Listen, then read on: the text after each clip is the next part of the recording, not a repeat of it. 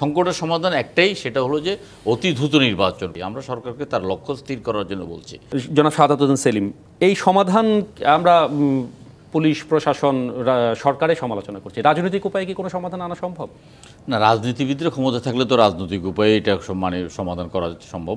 এখন একটা রক্তাক্ত বিপ্লবের মাধ্যমে সাধারণ জনগণের কথা তুলে ধরুক। আমরা তো সবসময় চাই রাজনীতিবিদরা দ্রব্যমূল্যের কথা বলুক, এই গুম খুনের কথা বলুক, এই যে ছিনতাই রাহাজানি বেড়ে যাচ্ছে সেই কথাগুলো বলুক, সেগুলো আসছে কিনা? আমরা রাজপথেও কথা বলছি, আমরা টকশোতেও কথা বলছি। এই কথাগুলো সরকারের যে দুর্বলতাটা, আমরা দুর্বলতা তুলে ধরছি। আমরা সরকারকে তার লক্ষ্য স্থির করার জন্য বলছি।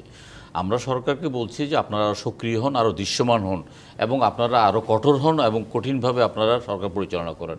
আপনারা যে সংস্কারের কথা বলছেন, সংস্কারটা আপনারা আপনাদের নিজস্ব মন্ত্রণালয় থেকে শুরু করেন। দেখেন, এই যে 18 সালে যে নির্বাচন, এই নির্বাচনে 64 জন ডিসি এবং এসপি ছিলেন, যারা নির্বাচনটাকে একেবারেই আপনারা দিনের ভোট রাতে করেছেন। আপনার প্রশাসনটাকে যদি আপনি সংস্কার করতে চান, আগে তাদেরকে গ্রেপ্তার করুন। গ্রেপ্তার করে আপনার সদিচ্ছাটা দেখান, আপনার মন্ত্রণালয়ের কাজে আপনার দক্ষতা প্রমাণ করে আপনার সদিচ্ছাটা দেখান।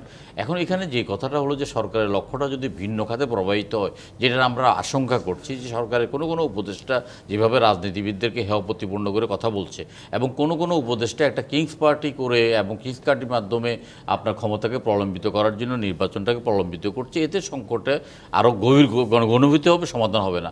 সংকটের সমাধান একটাই, সেটা হলো যে অতি দ্রুত নির্বাচন। কারণ স্থানীয় সরকারগুলো নেই, আপনার রাজনৈতিক সরকার নেই, এবং একটা অনির্বাচিত সরকার বেশি দিন থাকলে নানাবিধ সমস্যা হবে।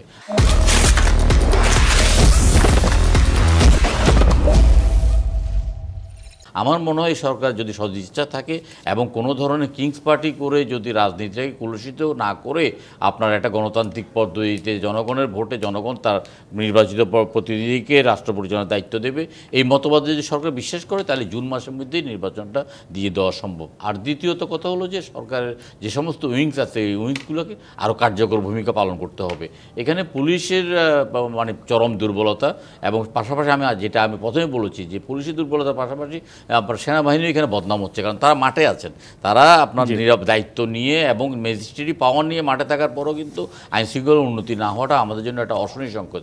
সুতরাং সংশ্লিষ্ট যারা আছেন, দায়িত্বশীল যারা আছেন, আমরা এখনও সরকারের প্রতি পূর্ণ সমর্থন দিয়ে যাচ্ছি। প্রতিটা রাজনৈতিক দল কিন্তু এই সরকারকে পূর্ণ সমর্থন দিয়ে যাচ্ছে। এই পূর্ণ সমর্থনটাকে নিয়ে আপনারা আরও ভালোভাবে কার্যকরভাবে সরকার চালান।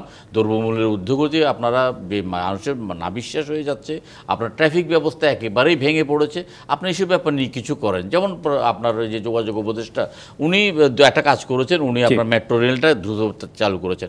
এখন আপনার ট্রাফিক ব্যবস্থাকে করার জন্য আমরা এলিভেটেড এক্সপ্রেসওয়েকে আপনি খুব দ্রুততার সাথে কাজটা শেষ করেন, আপনি ইস্টার্ন বাইপাসটাকে শেষ করেন। আপনি এই কাজগুলো করে আপনার দরকার হলে গাড়ির সংখ্যা জোর বেজোর পৃথিবীর বিভিন্ন দেশে যেটা আছে, সাধারণ মানুষের জন্য করা হোক, সেটি দৃশ্যমান আপনি কিছু সংস্কার করেন, দৃশ্যমান আপনি কিছকিছু কাজ করেন, যেন জনগণ আস্থায় আসতে পারে এবং জনগণ বিশ্বাস করে যে আপনাদের একটা রাজনৈতিক সরকার হাতে ক্ষমতাটা তুলে দেওয়া।